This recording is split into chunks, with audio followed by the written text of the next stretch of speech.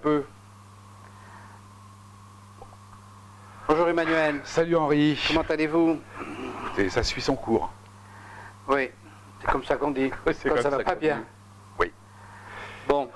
Alors, j'ai été interpellé, bon, ça n'arrive pas trop souvent malgré tout, sur le blog, vous avez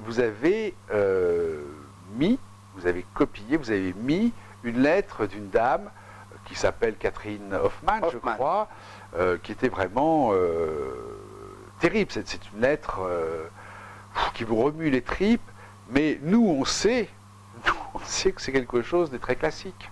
Oui, alors j'ai mis cette lettre que j'ai reçue, effectivement, que nous avons reçue, et pour plusieurs raisons.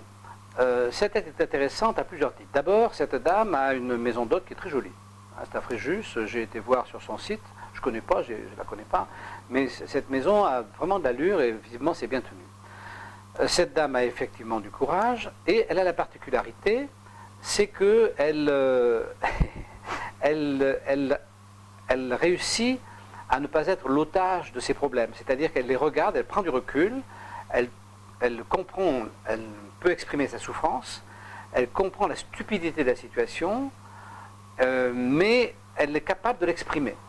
Et malheureusement, ça ne nous arrive pas très souvent, parce qu'on a beaucoup de courriers, on a beaucoup de gens qui nous écrivent, on les remercie d'ailleurs au passage, mais très souvent, ils sont tellement pris dans leur malheur, ils sont tellement étouffés dans leur malheur, qu'on ne peut pas reproduire ce qu'ils écrivent, d'abord c'est incompréhensible, et ensuite ça ne tire pas de conclusion générale. Or cette dame tire des conclusions générales, elle explique, elle explique pourquoi le fait de la traiter comme ça. Quand vous imaginez, parce que c'est extraordinaire, cette dame achète une maison en copropriété avec un monsieur, et le fisc en conclut... Qui vivent ensemble, qui sont quasiment... Qui vivent maritalement. Qui couchent ensemble. C'est incroyable. Alors, on croit rêver. Non mais on croit rêver. Vous imaginez simplement que cette dame ait eu le droit de filmer pendant que le contrôleur était là. Pendant qu'elle lui disait, monsieur un tel qui est là, qui est en face de moi, n'est pas mon mari, n'est pas mon amant, c'est mon copropriétaire. Elle aurait la trace de ça. Elle pourrait, avec la caméra, montrer le lieu où elle vit elle, le lieu où il vit lui, et ce monsieur du fisc n'aurait pas pu comme ça pénétrer sa vie privée. Et nous ne pouvons pas avoir de caméra lorsque le fisc vient pour protéger leur vie privée à eux. Vous voyez un peu la... Oui, bien sûr. C'est-à-dire que la vie privée de cette dame est complètement chamboulée. Au tribunal. Oui. Au tribunal, le rapporteur public dit publiquement au tribunal qu'elle vit maritalement avec ce monsieur. Attendez, si ça c'est pas une atteinte à la vie privée, qu'est-ce que c'est une atteinte à la vie privée? C'est une atteinte. Et si cette dame va au tribunal où moi j'ai été à la 17e chambre pour dire qu'on a porté atteinte à sa vie privée, elle n'a aucune chance. Vous voyez un peu là.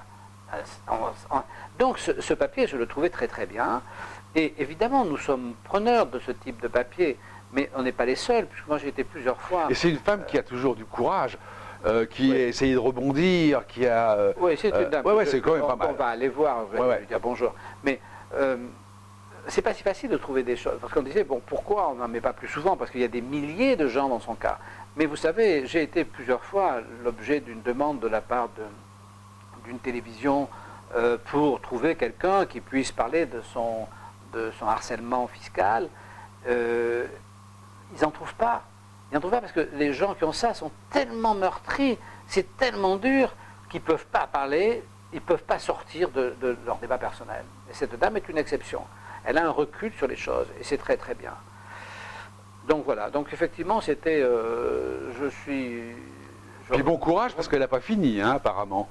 Non, elle n'a pas fini, ils vont continuer à harceler, bien sûr, oui.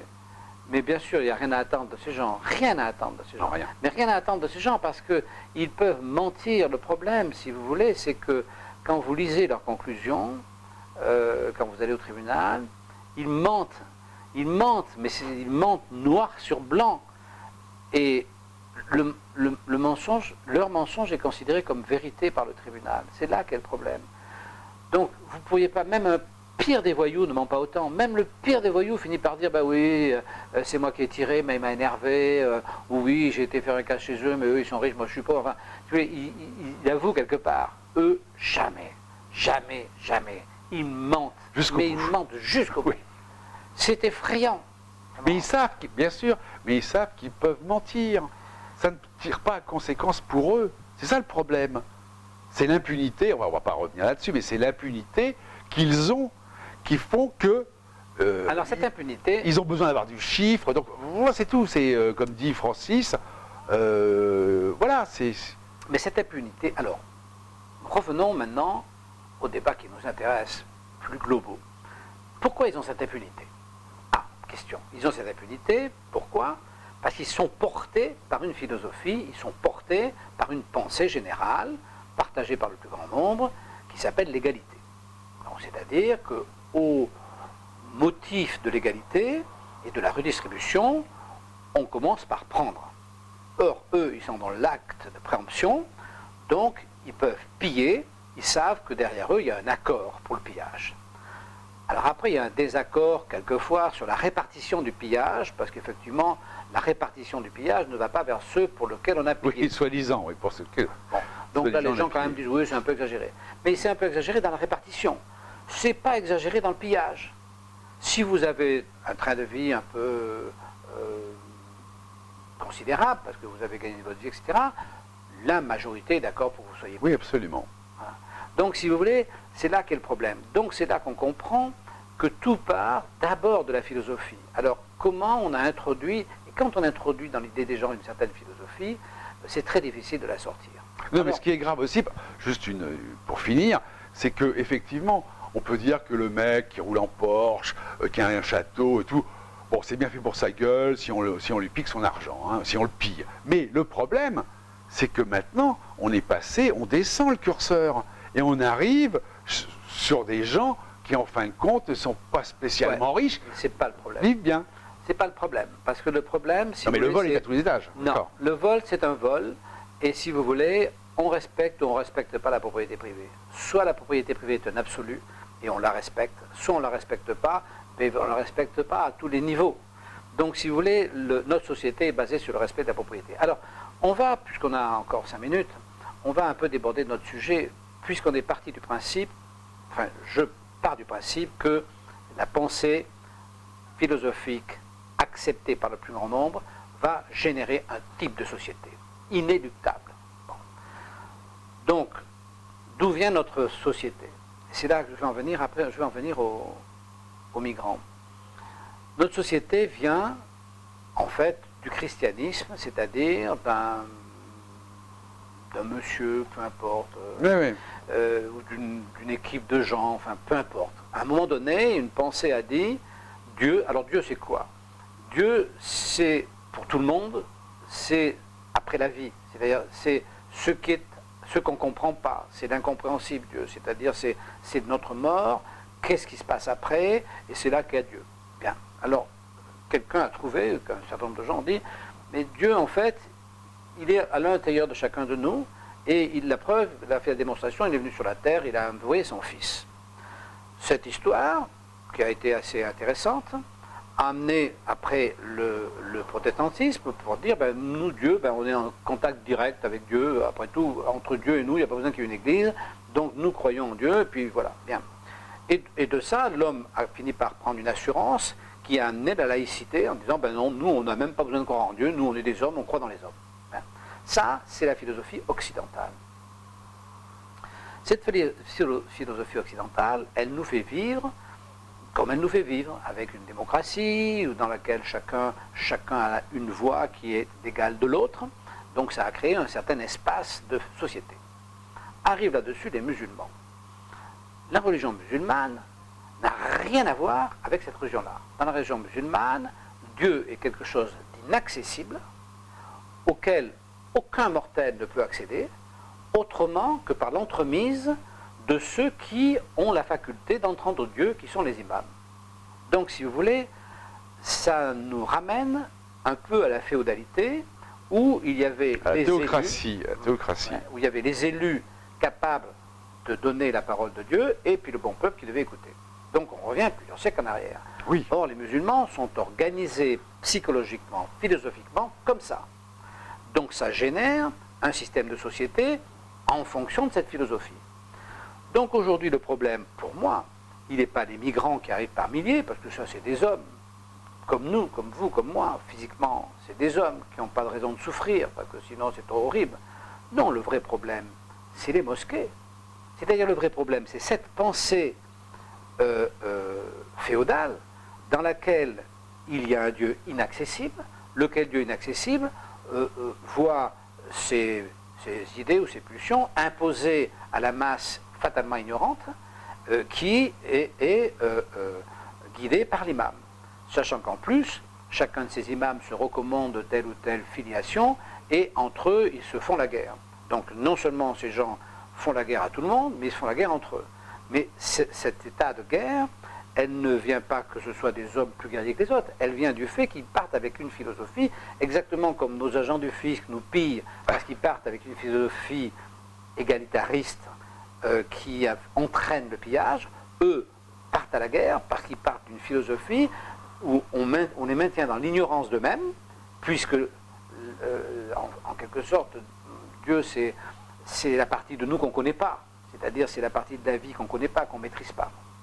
Et ça, je trouve que je suis étonné qu'on s'affole tout d'un coup d'arriver de ces gens qui sont dans la misère et dans la peine et que l'on doit, de mon point de vue, absolument soutenir, pendant que dans le même temps, on laisse fabriquer partout des mosquées qui, elles, amènent une philosophie qui va être destructrice parce qu'elle monte des siècles en arrière.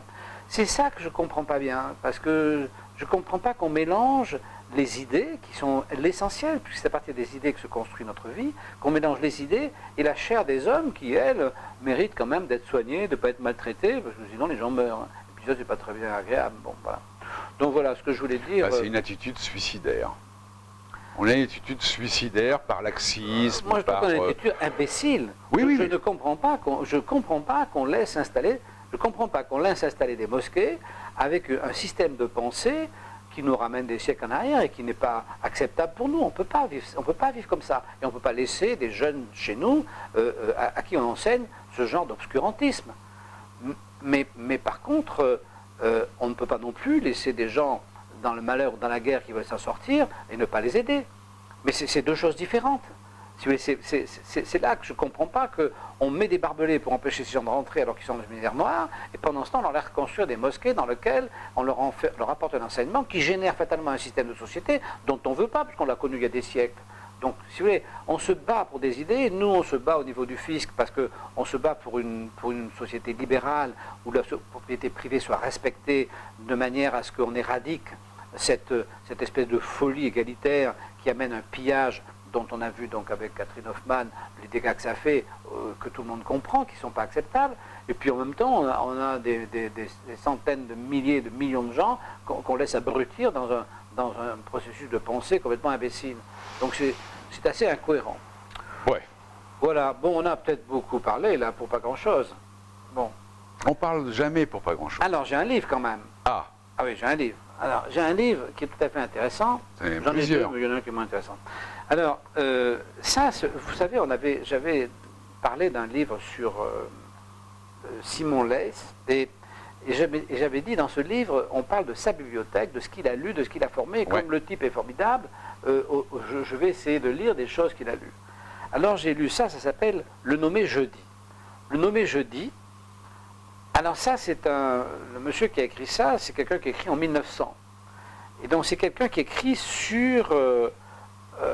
à l'époque, en 1900, il y a les anarchistes. Alors les anarchistes, c'est un courant qui n'a rien à voir avec ce qu'on peut imaginer aujourd'hui quand on parle des anarchistes. C'est des gens avec des bombes, des machins. Oui, et donc il fait un livre, mais plein de poésie qui est extrêmement rigolo et tout à fait passionnant.